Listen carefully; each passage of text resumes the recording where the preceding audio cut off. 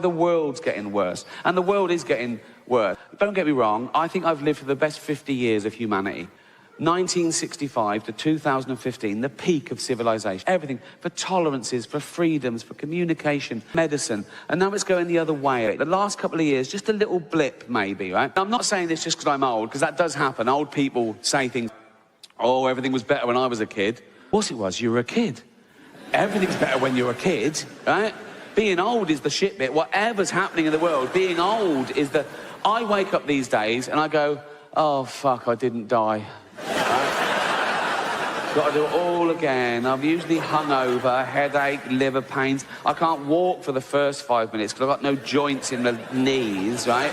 I'm getting fat again now, right? I was thin till I was about 28, like proper skinny, like 9.5 stone, right? Then I got a job, right? And the next sort of 20 years were what I call my eating years, right? And I just got steadily fatter and fatter till I reached a peak of unwellness and blobbiness when I was about 48 years old. And it was Christmas. I was at home, lying on the floor, right?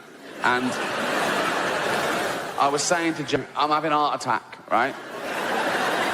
And my heart rate was like 130. I felt nauseous. I had palpitations. I was sweating because I'd eaten 11 sausages. True story, right? It was like one of them snakes. You know when you see a big, like, python swallow a pig whole, and then it's just fucked. It's just like, for a week, it's like a duffel bag, just there. That was me, right? And obviously I wasn't having a heart attack, but it worried Jane. She said, you've got to start looking after yourself. I thought, yeah, you're right, 48. So I started working out, right? I started working out every single day. I didn't give anything up, right? I don't eat meat anymore, but I was having like 2,500 calories, 3,000 calories a day, including wine every night, right? But I burnt it off the next day. Just so I could do all that, I worked out for an hour and a half every day, running, whining. I had more time on my hands than the average person. I had a gym built in my house. I had no excuse. And I lost about 20 pounds, and it was great. But now, I still eat and drink too much, right? But I physically can't burn off the calories. I can't do it because I'm so old and broken and tired. So I get steadily fatter and fatter again. And this time, I am going to die. I'm losing my hair. It's getting really thin. I know it looks great from there, but I know, honestly, in a lit, right, with that light directly overhead and the mirror, it looks like an X-ray, right? I'm going to have to buzz that off soon. I'd never wear a wig. Oh, God. Guys, if you wear a wig or a toupee and you think you've got it, you haven't. Everyone knows. Everyone knows immediately. My brain knows a wig has come room before I do, right? I could be at a party and it'll go, there's a wig in here. I go, is there? Yes, there is. Yeah. Spidey senses for the wig. It's all the little bit of the way they smile at you like there's nothing wrong. Telltale signs. I was put off wigs for life, though, by my Uncle Reginald. A great bloke. He's dead now. Died a few years ago, right? I was only little, right? But he went bald, and he's tragically bald. I mean, he started going bald, and his hair fell out. It might have been something. It might have been alopecia or something. I don't know. But he was bald for 10 years, into his 30s, right? Turns up one day at our house, Elvis. What is... like... And I remember I was about... And I said to Auntie Edna, what happened to Uncle Reginald's hair? And she's a miracle. They were lying. They hushed it. Everyone knew he was bald, right? But he didn't... His family in on the lie, so they had to lie as well. They just grew back. Yeah, it's amazing, right? And there's so many he wouldn't do because he was terrified of the wig coming off, right? We weren't allowed balloons at parties, right? Auntie said, yeah, Reg is allergic to balloons. He wasn't allergic to balloons. He was terrified one of us kids would rub one on our sweater, right? And his wig would fly across the room.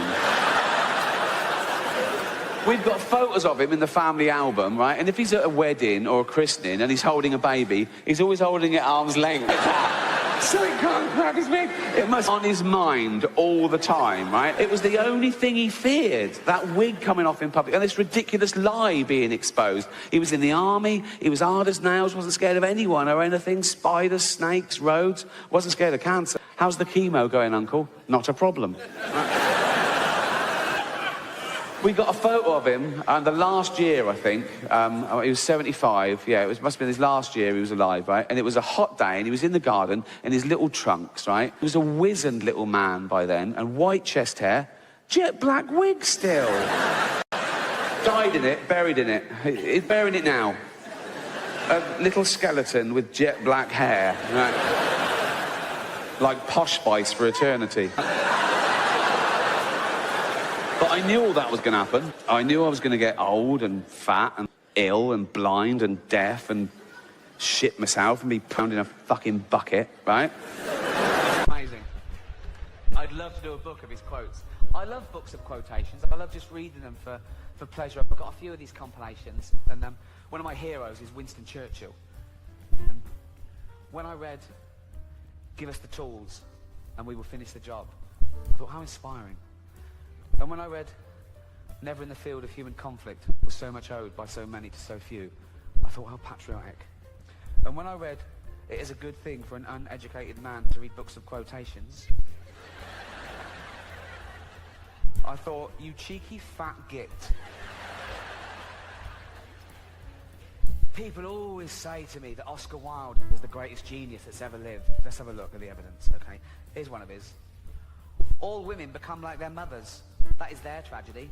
No man does. That is his.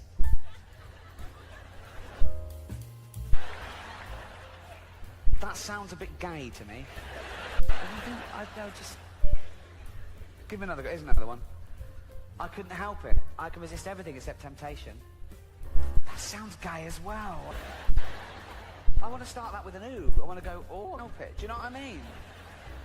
And I want to end it with, I can resist everything except temptation. Chance to be a fine thing.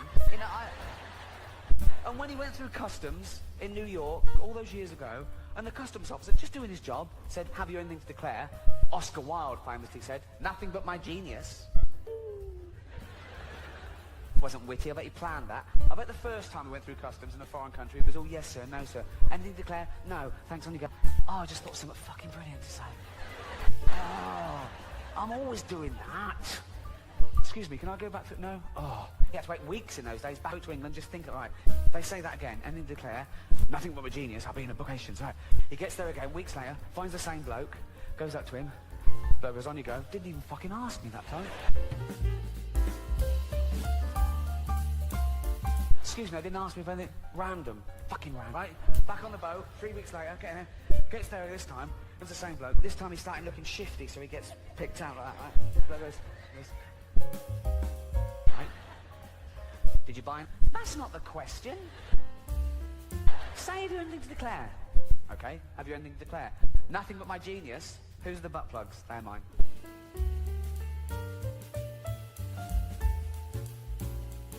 Incarcerated in Reading jail for homosexuality. We've come a long way from it being punishable to total equality, as it should be, of course. In England, the age of consent, same as heterosexuality now, 16, and even gay marriage.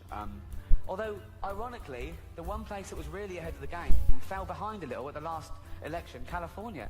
They had a referendum, they put it to the vote, and they voted no to gay marriage. I mean, in California, there's people going, that's why we moved here. I mean, it's a strange sort of bigotry that you can affect someone else's lifestyle that doesn't affect you back. It's not like they asked a bloke once, said, sorry, do you mind if these two men get married? He went, no, fine, okay, jack them off then. What? I didn't know that was going to... That doesn't happen, does it? That doesn't happen. It's also a strange sort of bigotry because these people that object to that were presumably the same people that said, you know, gay people were immoral and promiscuous. But now they don't want to be monogamous and respectful in the eyes of God. And it must be so confusing to a gay guy in California. You're thinking, that's the bit they don't like. With all the other shit we get up to, it's the marriage bit that must so confusing. They must go to judges and go, sorry, can I get the rules straight? What do you want to know? I just need to know what we can and can't do. Ask away. Can I marry a man? No. Can I fuck him up the arse and give him a little reach round? Please.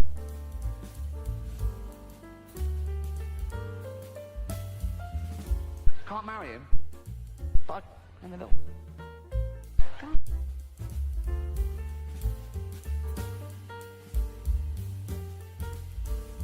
Can I pick up a stranger in the bushes and take him home and jizz on him and throw him out in the morning all crusty and homeless? Of course you can, yeah. But I couldn't marry.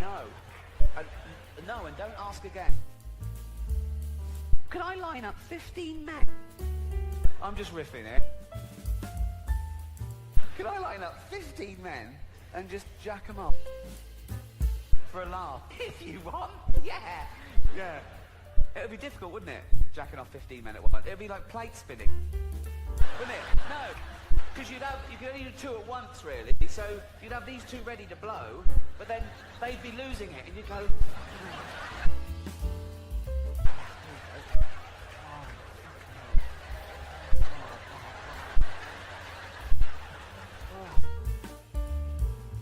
Knackering, jacking off 15 men at once. Never thought I'd say that. Oh. Again. No. Getting worse, and I blame the beginning of its demise on social media. Because Twitter and Facebook, that's where this ridiculous notion bred, right, and became stable, that it was more important to be popular than right. Everything was like me, agree with me, falls into 2 tribes. Oh, I don't agree with them, so I'd block them, right? And now, in this post-truth era, people don't care about the argument. They don't look at the argument. They say, who's saying the argument? No, on our side, right? It's ludicrous, okay? It also bred this ridiculous notion we've always had. My opinion is worth as much as your opinion. But now we've got my opinion is worth as much as your fact, which is nonsense. I tweet from people saying, well, I believe the Earth is 6,000 years old. I believe you're a fucking idiot then, right? You can't have an opinion on the age of the Earth. You can have your own opinions, but you can't have your own, right? But it was all about being popular, right? And even politicians picked up those symptoms. Politicians tweet now, they want to be popular. We had a referendum about Brexit because they were passing, they didn't want to make a mistake. So, and the other thing is this ridiculous thing of, oh, let's ask the average person what they think. Let's stop asking the average person what they... Do you know how fucking stupid the average person is?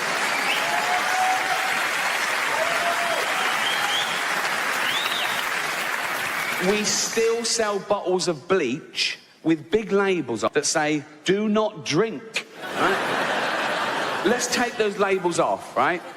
For 2 years, and then have a referendum.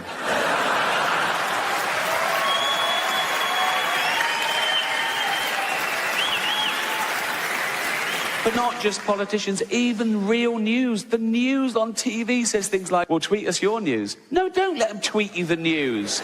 I saw Tyrannosaurus Rex, you liar, right? There was a big news story last year, right? It was about a train crash. Now, the train crash had happened about a year before, and there was a big inquiry. And the results of the inquiry were published this day, and so there was an expert on the news, and he was saying, we've looked at everything, and we've decided that the speed of the trains on this particular line were a contributing factor to the accident, so we're going to slow them down a little bit, and statistically speaking, this should never happen again, right? That should have been the end of it. But the guy went, wow, we went out and asked the general public what they thought. So then there was 3 banal vox pops. The first one said, well, I already pay £960 a year, so I'm not happy, right? And the next one said, well, only 45 minutes each way, so it's not good enough. And the last one, well, I always say, it's better to arrive at work late than dead. Why is that on the news? And not applicable in any situation? You know what I mean? Go, all right, Ted, you're in early. Ted? Oh, Ted. We've been through this. Remember I said I'd rather you arrive late than dead? But the big me is stupidity, right? Share with you the most stupid tweet I ever got, I think. All right. Now, admittedly, when I first got on Twitter, I pushed my agenda a little bit. I was an outspoken. It's not because I thought I'd change anyone's opinions, but because I thought it was important to tell the other side, you know. There are still 13 countries where people are put to death just for being an atheist. People bullied, and I just wanted to say, it's fine to be an atheist. It's fine to believe in God, and it's fine not to. That's what I was saying, really. And then I realised I didn't even have to tweet about religion or atheism. I could just tweet, and that annoyed just the right people, right? I tweet things, happy birthday, Earth, 4.6 billion years old today. And someone would always go, oh, we know what you're fucking doing, we know what you're doing, right? So, this is a tweet I got from someone after one of those, right? And It was all in capitals, which excited me. That's the sign of Twitter madness, mixed with anger. It's great, right? And I looked at his profile. Sure enough, he's a gentleman from Texas. He's a fundamentalist, creationist Christian, right? Which is fine. He loves God. He loves God and fetuses, mainly. He loves the fetus from conception to when it turns out gay. And then he's...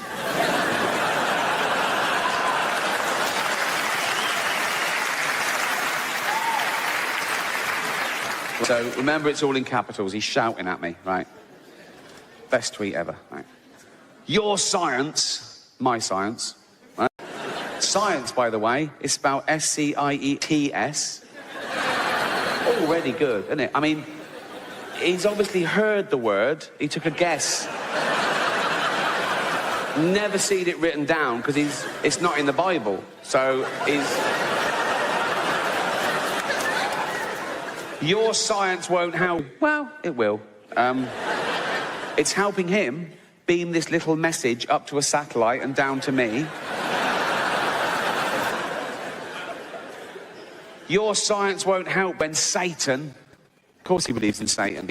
Why wouldn't he? He believes that God made the universe in 6 days. You're not going to say to him, do you believe in Satan? And he's going to say, bit far-fetched. Why doesn't God kill Satan? That's what I'd ask him. If I was wrong and I met God and I go, oh, you do it? He'd go, yeah. I go, well, in which case, I've got a few fucking questions, mate. In fact, the first one would be, why did you make chocolate kill dogs? What's... mental. Also, if you hate homosexuality so much, why did you put the male spot up the arse? What is wrong with you? Then why don't you kill Satan? And he'd go, what? I go, why don't you kill Satan? If he does all the bad stuff and you do all the good stuff, yeah, and you want good stuff, yes, yeah. I mean, you do want, yes, yeah. And you could kill him, couldn't you, if you wanted? Yes, because you can do anything easy, yeah. Why don't you kill him then? Because... shut up.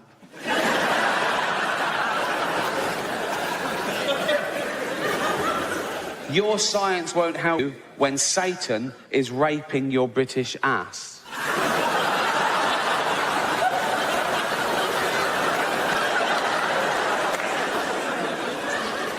And he's got a point. Because if I die and I find myself in hell being raped by Satan, science has pretty much let me down.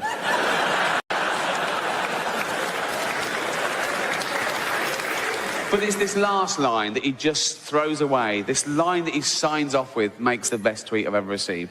Your science won't help you when Satan is raping your British ass. I'll be laughing. So, he's there too.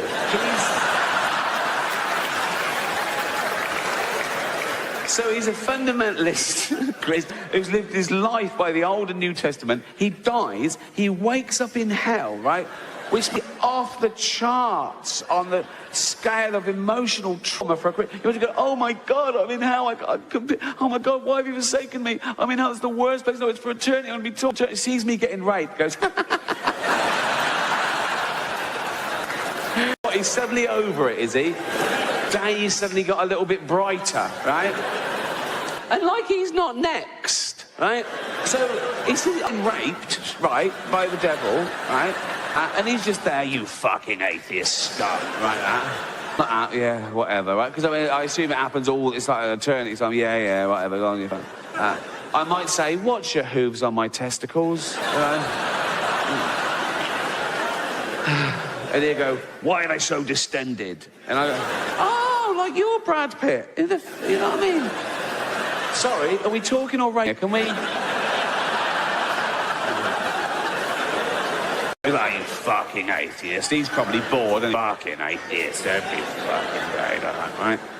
And his little gargoyle comes up and he goes, Satan. And he goes, what? And I go, yeah, what? And there's a fundamentalist Christian up here. Fuck this. He'd be on him like a ton of bricks, wouldn't he? So, I got that tweet. I loved it. All I did was retweet, right? And just watch the fun. People piling on, going, loser, and all this. And he's fighting back really witlessly, saying things like, go fuck your sister, you English faggot. That makes no sense at all. And I forgot about it, went off, did something, came back. A few hours later on Twitter again, I think, oh, what's happening there, right? And it's still all going off, right? It's really funny. I'm laughing at all the replies, like people saying things to him, right? Like, I'm scrolling down. There's one tweet just directly to me from this woman. She says, what, you find rape funny? No. What? No. What? Ricky Gervais find rape funny? No. Listen, what? Ricky Gervais find rape funny? No. Listen, everyone. Listen, right? No. So I said to her, no, I didn't tweet that. She went, no, you retweeted it. I went, well, yeah, just to show you he's an idiot. I just said, well, yeah, but you must find it funny. You must find it amusing. It's not, no, it's not a frivolous thing to be laughing. I said, well, no, I just, so I said, well, it's up to him, isn't it? They go, well, not really. So I said, well, it is up to him. He can do it. So now I'm arguing with quite a nice, sane person, presumably, who thinks this sort of thing's mental. But I'm fighting for his right to fantasize about me being raped by the devil. Right? Because I'm so conscious of freedom of speech. Topsy-turvy world, right? Although her opening gambit annoyed me a little bit as well, because she did that thing that people do. She said, she didn't say, what, you find jokes about rape funny. She said, what, you find rape funny? And the answer to that is no, of course not. No one finds rape funny. Not even rapists find rape funny. Do you know what I mean? There's never been anyone giving evidence going, well, it was Dar wearing a ski mask and he was giggling. That's never...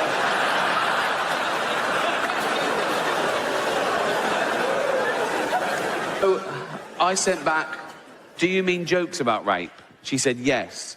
Depends on the joke. Fucking does. No, it does. No, it does. It does. Depends on the joke. I said, of course it does. It's about context. It's about the content, right? I said, what do you mean by a rape joke? And she said, even a joke with the word rape in it is unacceptable. I said, that's ridiculous. It depends what the joke is. I said, and I tweeted that clip of me in the office going, I've been a rape up there. Right?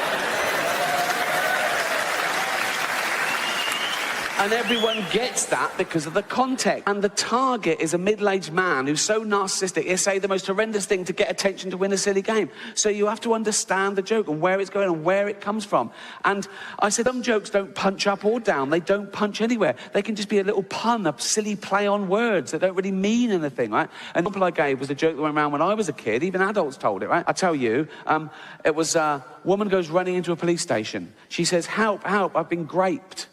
And the policeman says, do you mean rape? She says, no, there was a bunch of them.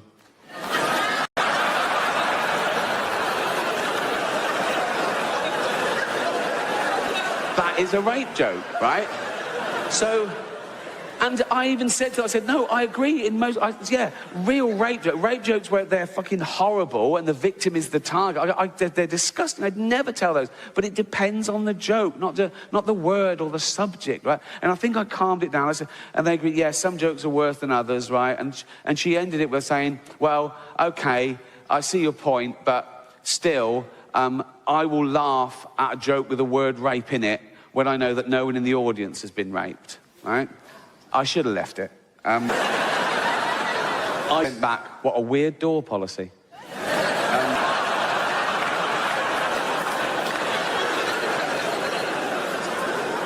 It's rubbing salt in the wound, isn't it? You turn up to a comedy gig, you pay your money, then someone says, oh, before you go in, love, can I just ask you? Yeah. Have you ever been raped? I have, yes. You can't come in. What? Why? There's a lady who says she won't laugh if you're in. Come on, off you go, right?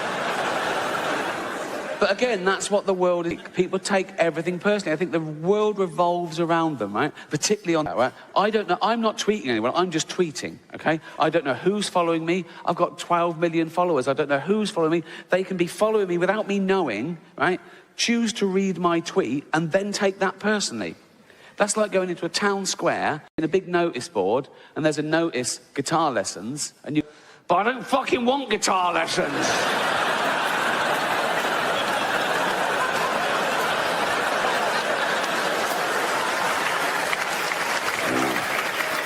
What's this? There's a number here. All right, call that, right? Are you giving me guitar lessons? Yeah. I don't fucking want any. Fine, it's not for you then. Just walk away. Don't worry about it.